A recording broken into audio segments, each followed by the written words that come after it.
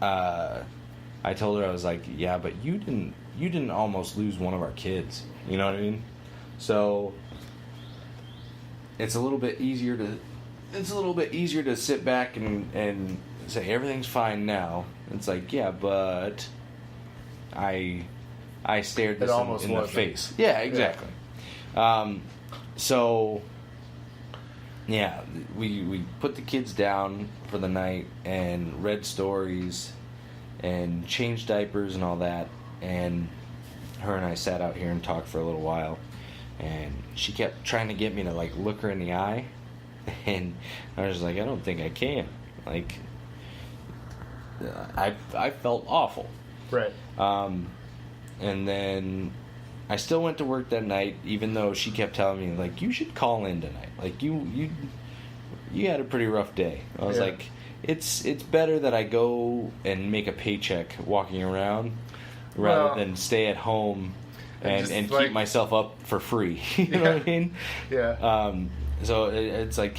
Yeah, and I mean, probably...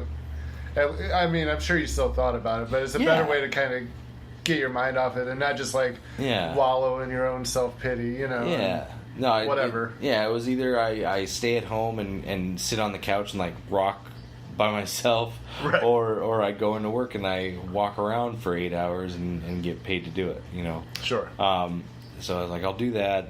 A coworker kind of saw that something was up with me, and he's like, "You all right?"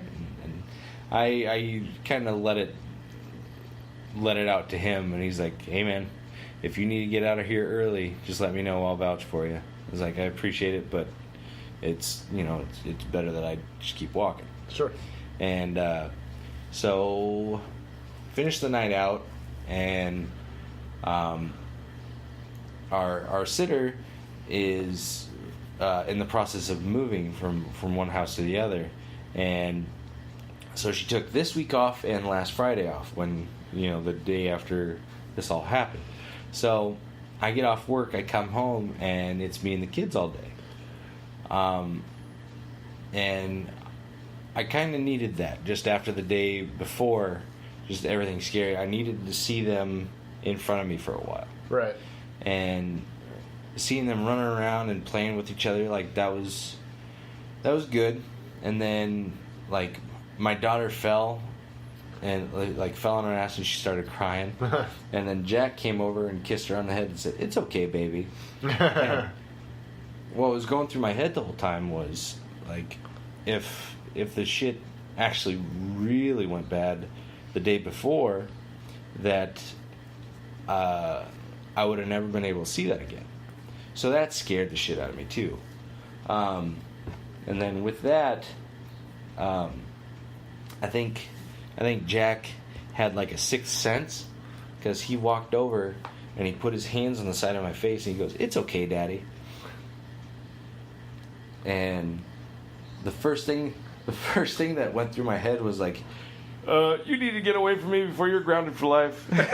You know, right. like you can't see Daddy like this. Like you need to piss off. It's like, man, damn it. Ugh. And so there was that, and then while my son is having all these sweet moments, my daughter walks into the room and reminds us all that she's a fucking barnyard animal. She walks in the room, and I'm like having a sensitive moment. She walks in the room, she goes, "Dada!" I go, "What?" And then all you hear is and she's sunk a couple inches. And I went, "Holy shit, are you okay?" And she looked at me. The weight of her shit sunk her. She sunk like her suspension gave out. And she maintained eye contact. And I go, "Are you okay?" She stared at me, turned her body, and then her whole body walked out of the room and her head followed. And I picked her up. And I took her into her room and I put her on the changing table, and I'm changing her diaper, and she's so like nonchalant about it. She's like, "Shit, that was pretty nasty, huh, Dad?" What's for lunch? Like, she was just so calm. Like, yeah, that was the shit that happened. What's up? Like, I can't have black licorice anymore. This is awful, man. Like, there was bone marrow and pieces of license plate in it. It was awful. And I told my coworker this, and he goes, "That's awesome. You weren't there to clean the roadside accident that was her diaper." Call that awesome. I worried because my 24-pound daughter shit 34 pounds of God knows what. You know? But it brought like a levity to the situation. It's like, okay, we're all here now. We're right. Everybody's fine. I know you sent me some text messages the night of the incident. You're like, hey man, don't beat yourself up about this, you know, and at that point it was too late. You know, I was like, I was already laying down in the grave, and my consciousness was like throwing the dirt on it, like, yeah, you fucked up, you know. Right. I was already pretty deep in it. But I do appreciate you know, reaching out, and I don't know, man. Like, if you weren't there, if you were there, I would have still felt the same damn way about myself. You know, I was. Yeah, I mean, I was at that point in my head. I was the worst dad. I was the worst dude. And it's better to get the worst dad feeling out of the way when they're still young and they can't remember it, right? Right. You know? Yeah. No. It's some people have a lot worse dad stories than that, you know. For sure. So. Like it. But the one thing that kind of, I guess my subconscious kind of used to batter me down more was the fact that in my life, in my travels on this earth, I've given people CPR. I've saved people from drowning. I've pulled kids out of a smoke-filled building. Hell, the 17-year-old stepson that gives me grief every day and tells me that he hates me. I gave him the Heimlich maneuver. So that he didn't choke to death on a mozzarella stick. You know what I mean? Hell yeah. So every time he threatens me... That's one of the most American stories I've ever heard. Right. So every time he threatens me or, like, you know, puffs up to me and he makes it seem like he's going to kick my ass, it's like, dude, I saved you from deep-fried cheese. Yeah. Like, back up a tad. You know what I mean? Yeah. Before I team up with mozzarella sticks and take you down. You know, but the thing that I used to batter myself down was I've done all these things: CPR, saved kids from drowning, pulled kids from a smoke-filled building, Heimlich maneuver, whatever. I've done all these things, and I've saved these people from their possible doom or whatever. I've helped these people, right. And I wasn't there to help my little boy, and that was tough. That was. Well, but I'm sure, you know, in all those other cases, somebody wasn't there to help their kids that you helped. I mean, it's not like... and I think everybody does this in some capacity, but we all strive for perfection, and anything less than that is a failure. But that's not the case. I mean, right. You know, you're not a failure. You didn't fail as a parent. You know, a simple mistake was made, and... yeah, and it's all a matter of perspective. You know, you can, you know, and I mean, even talking right now, it seems like you feel better, but you know, you use it as a learning tool, right? Yeah, you know, you think, okay, like this was where the mistake was made, and I will make sure not to do that again. You know, right? Well, and that's the thing. It's much easier to tell this story a week out than it would have been to tell the night after it happened. Yeah. Oh, you know what I mean? So it's a lot easier to talk about now. Well.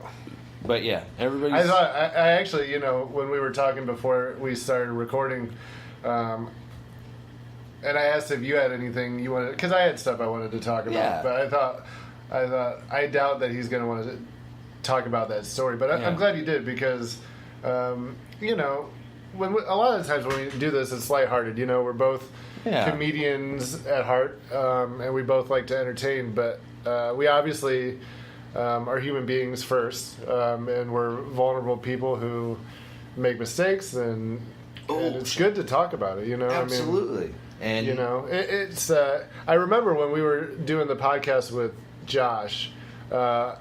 We were interviewing Dylan, and I just made a simple mistake about where he was from, and I wanted to re-record, and he's like, and Josh was like, "Why do you do that? You know, it's like it's okay to make mistakes. It's okay to be vulnerable." And like, I really, as much as like, you know, whatever I feel about Josh, I don't dislike the guy, but whatever I feel about Josh, that was an important lesson for me to take.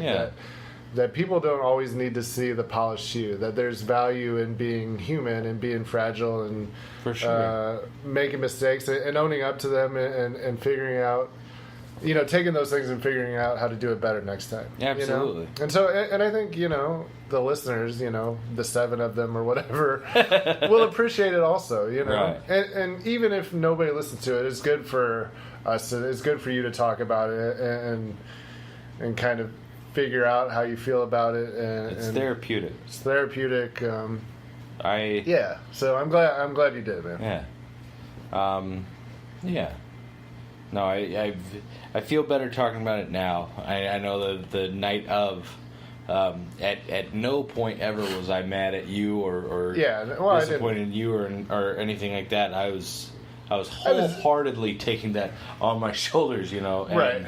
I think, and mine was the same thing as you. Like, I was just disappointed in myself because I was like, I knew that he was being a little unsafe around the pond, and I should have done more. You know, that's kind of what I was thinking, is I should have kept a better eye on him because you had your hands full already, and I was standing there, you know, and I know that you don't blame me, and I know that you're not mad at me.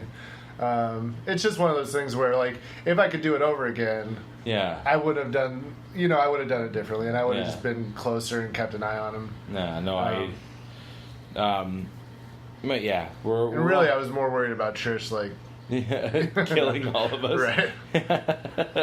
No, at the end of the day, we were all safe. Everybody was home and in bed. Yeah. And as early as 2 days later, Saturday, Trish was already making jokes about, hey, try not to kill the kids today. Yeah. Love you. Love you. Go fuck Thanks yourself. for the support. Love you. Yeah. She was feeling better about it a couple days later. Yeah. No, but yeah, so that was a learning experience. Scary as shit. Yeah. And since then, like, even Saturday when we went to my cousin's graduation party, and it was at a park, no duck pond, thank God. and you just sat on Jack the whole time? Basically. Like, hey, buddy, this is what we're doing today. Basically, hey, you want some cake? It's under my armpit. Go get it. He kept running from, like, the pavilion to go to the park and jump on the slide. And my wife was still pretty lackadaisical about it. She's just like, he's just sliding. I'm like, I'm not but taking any chances. But he could also fall off the slide somehow. Exactly. I'm not taking any chances. Right. So yeah. No, everybody's safe. Everybody's fine now. I feel better telling the story. Good. Yeah. Parenting's scary shit, man.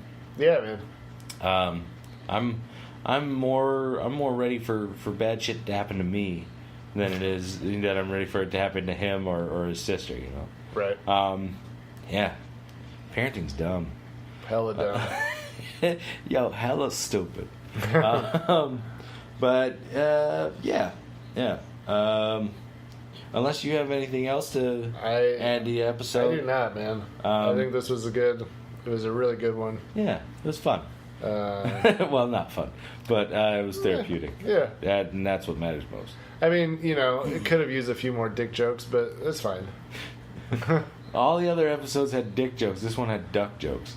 Hey!